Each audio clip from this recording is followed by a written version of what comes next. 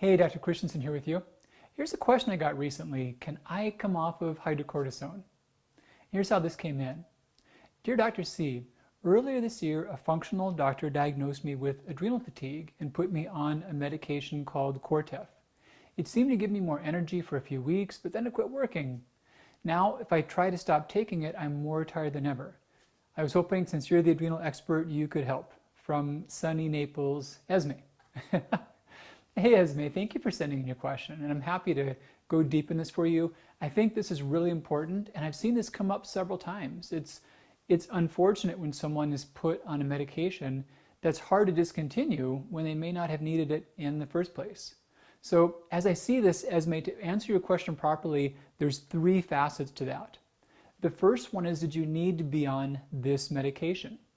And the other one is, how could you come off of it if you did not? And the third one is, how could you feel better from the condition formerly known as adrenal fatigue? Okay, so let's take these in order. First off, how do you know if you needed that in the first place?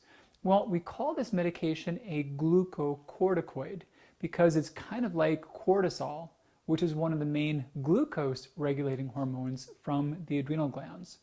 Who needs to take glucocorticoids? Well, basically someone whose body cannot make as much cortisol as the body needs.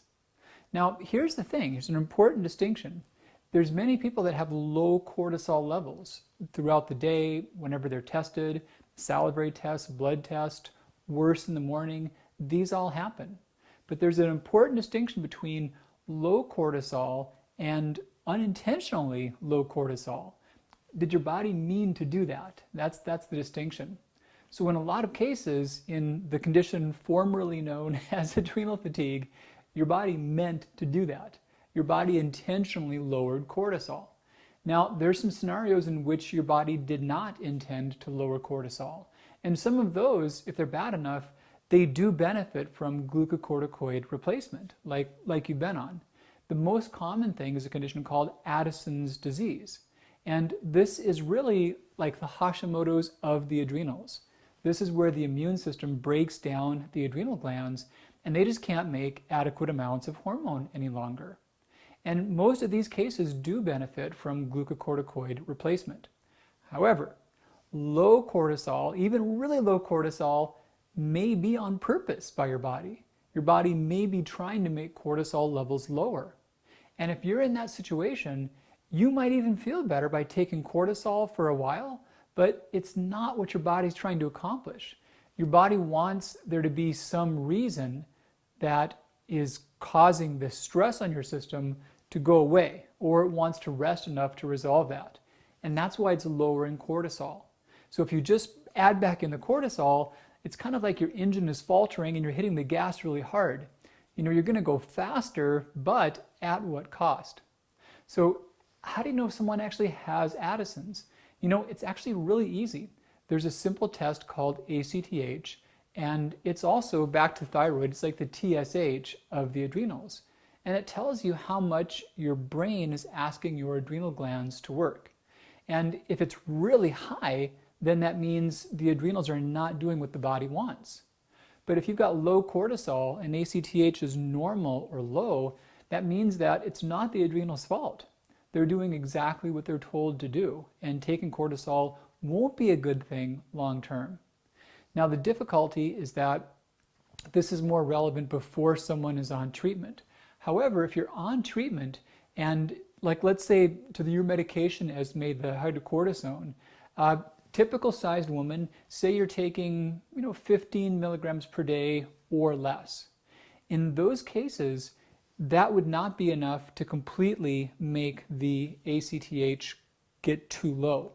So if you still saw a normal amount of ACTH with, or even like a slightly lower ACTH with a dosage in that range, that would mean that your body is doing that on purpose. If you were taking 15 milligrams or less and the ACTH was elevated, that might mean you still needed it. So it's a little trickier to differentiate that when you're already on treatment, but a good doctor can, and those are some general principles for that. It would depend upon how much you're on. If you're on a high dose of hydrocortisone, like let's say 20, 25, 30 milligrams, then you really couldn't say for certain because that would block the ACTH and make its signal not as useful. In most cases though, what's been called adrenal fatigue is not Addison's. And if you were diagnosed without being given an ACTH test or an adrenal antibody test, that would be enough to say that the doctor didn't know whether or not you had Addison's. They couldn't have made that diagnosis certainly. Sometimes doctors will also do challenge tests, and those are useful. Those are tests in which you're given a tiny amount of ACTH. There's a synthetic version of that called cortisone, and then you watch and see how much hormone the adrenals make afterward. If someone had poor cortisol output, they would have a low cortisol level, and when they were given a dose of ACTH, their cortisol wouldn't change much at all. So those are all the kind of things you would see for someone who needed to be on the hydrocortisone. In your case, it already sounds like you're suspecting that you did not. You're trying to come off of it. So it's rare that you do, but it would be a clear diagnosis of Addison's that said that you did need it. So second part of your answer, how to come off of it.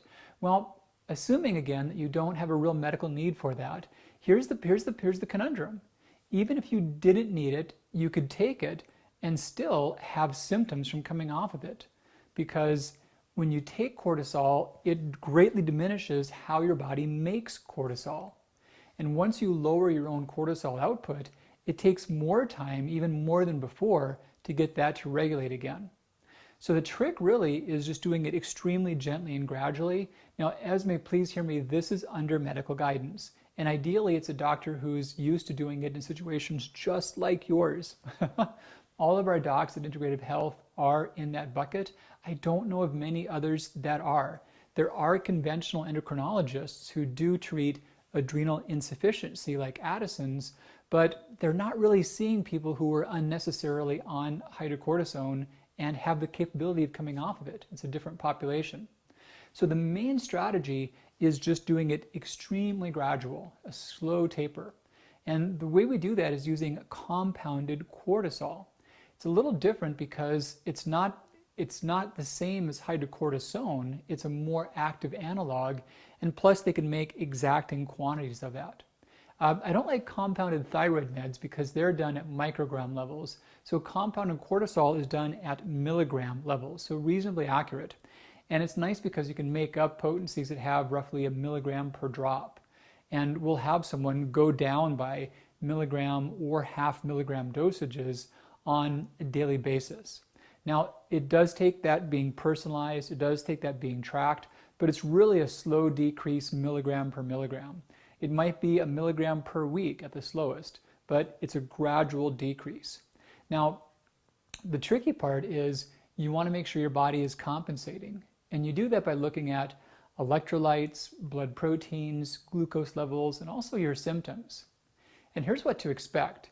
If you're doing this slowly and gradually enough, and there's not an increased burden of stressors in your life, you shouldn't see your symptoms worsen. You shouldn't see yourself feel worse than you did at present or at baseline. If you do go too fast, you can see things go a bit worse. They will come back to baseline, but it might take a while. Now, it's hard when you're taking hydrocortisone to have your own adrenal output get stronger. What happens there is when you're taking it, your body really decreases its own output even further. So that's the wrinkle, is that you can't radically improve your baseline function when you're on that. So it does take just dedicating some time to that taper process and being done with it. So then the question is, how do you heal your adrenals and how do you make it to where they're working better? You know, in this scenario, again, they're not damaged. It's really your body that needs the healing. The adrenals are just giving a message for your body to run slower because there's some stress on your overall body. And easiest thing, start with the adrenal quiz at adrenalquiz.com. From there, you'll learn about what your current level of adrenal function is. Regardless of the level, the adrenal reset diet is made to help. And the basic concept of that is you're changing your carbohydrate levels as the day goes along. So you're doing little carbohydrate and then more carbohydrate in the evening. And carbohydrates lower cortisol. So that helps to rebuild your good cortisol slope, your cortisol rhythm. Per your quiz findings, that will direct you to the adrenal packs, There are packets made with AM and PM ingredients that are specific to your exact level of adrenal function.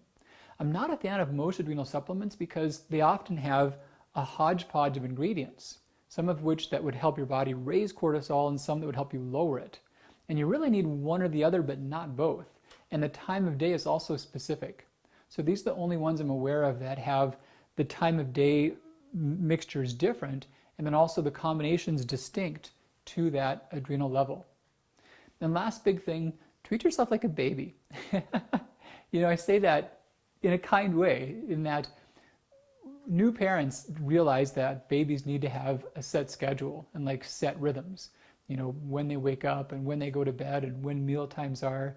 And those are some of the biggest variables that help your body's circadian cycles. And that's one part of the adrenal function, is to help regulate these circadian cycles. So treat yourself like a baby and be really regular about all those times. You can dig deep into lots of topics on the adrenal reset diet, the book itself, lots of free blog things I've written about that. Just Google Alan Christensen and adrenal reset, and you'll find tons of resources and options.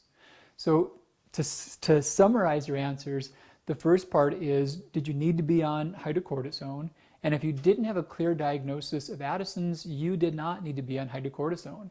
And even though, like you said, it may have made you feel better at first, it didn't help long term, and it won't move you towards a greater place of overall health. The second part is, how can you come off when you're on it? And the answer there is just slow and steady and gentle. Ideally, work with a doctor, like some of our good docs at Integrative Health. They can walk you through just milligram per milligram so your body can safely transition. And the third part is, how do you heal up the adrenals? And the doc's happy to help you with that too, and there's lots of free online resources for you.